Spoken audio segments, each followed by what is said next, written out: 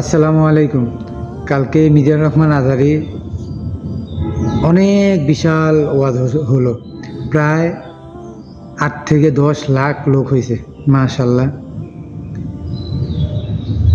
অনেকে কালকের আগের দিন চলে গেছে, ওইখানে প্যান্ডেলের ভিতরে অবস্থান করছে। এক বন্ধুকে রেখে আরেক বন্ধু, এক ভাইকে রেখে আরেক ভাই, এভাবে গেছে। মূল উদ্দেশ্যটা মানে টার্গেটটা ছিল মানে হজরতকে দেখবে, মানে মিজানুর রহমান আজহারীকে দেখবে। হেদায়েত হইতে মূলত হয়তো গেছে, সবাই যে যায় নাই তা না, কিন্তু অধিকাংশ লোকে কিন্তু হেদায়েত হইতে যায় নাই। আমরা বেশিরভাগ ওয়াজ মাহফিল শুনি কিভাবে হুজুরের ভুল ধরা যায়, বা হুজুর একটু ফেমাস হলে কিভাবে ওনার সাথে গিয়ে একটা ছবি তুলবো কিংবা ওনার একটা ভিডিও করব, মানে এরকম বা আদার্স নিয়ত থাকে।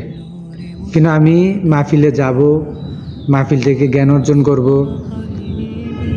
বা এটার থেকে আমি হেদায়েত হব, এরকম নিয়ত কারোর মধ্যে নেই। আগে ছিল, আজ থেকে 10 বছর আগেও ছিল। এই প্রশ্ন 18 সালে একবার আমাকে এক হুজুর বলছিল যে দিন দিন ওয়াজ মাহফিল বৃদ্ধি পাচ্ছে, লোক সংখ্যা বৃদ্ধি পাচ্ছে, কিন্তু হেদায়েত বৃদ্ধি পাচ্ছে না, কারণটা কি? তখন বলছিলাম যে ইমাম বুখারী রহমতুল্লাহ আলাইহি এত হাদিস থাকতে সর্বপ্রথম হাদিস বুখারী শরীফ আনছে।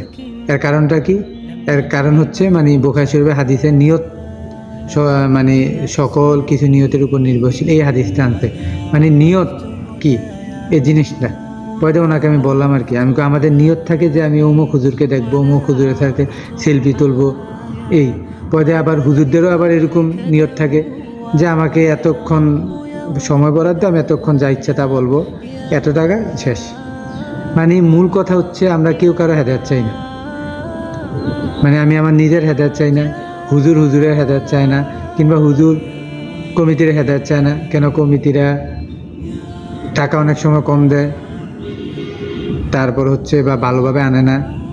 আবার অনেক কমিটি হুজুর কন্ট্যাক্ট করে আসে, এই কারণে হুজুরের হেদায়েত চায়, ওনারও হেদায়েত চায় না। মানে প্রত্যেকে এরকম একটা অবস্থায় আমরা বর্তমানে আছি।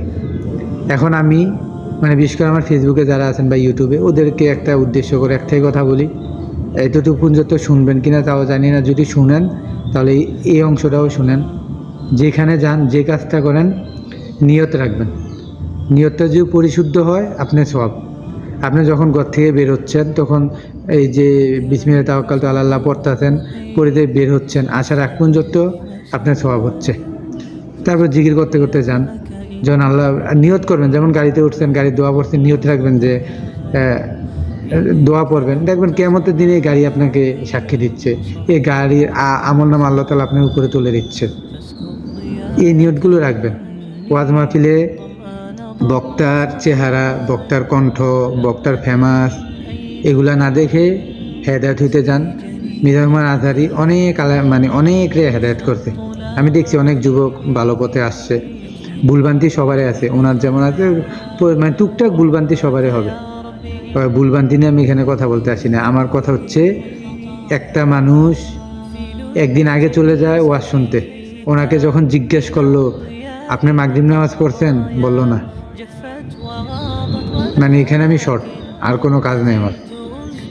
আমি যদি এখানে নাও যাই, তারপরেও কিন্তু নামাজ আমার জন্য ফরজ। এখানে না, আমি কোনো জায়গায় যদি নাও যাই, নামাজ আমার জন্য ফরজ। আমার কোনো এক্সকিউজ নেই নামাজে। অন্যান্য ফরজে এক্সকিউজ আছে, কিন্তু নামাজে কোনো এক্সকিউজ নেই। অথচ আপনি একদিন আগে আইসা বসে থাকেন, আপনাকে যখন জিজ্ঞাসা করে নামাজ পড়ছেন কিনা, আপনি বলেন না, তাহলে মানে উদ্দেশ্যটা কি এখানে? আর কিছু বলবো না। ধন্যবাদ। আসসালামু আলাইকুম।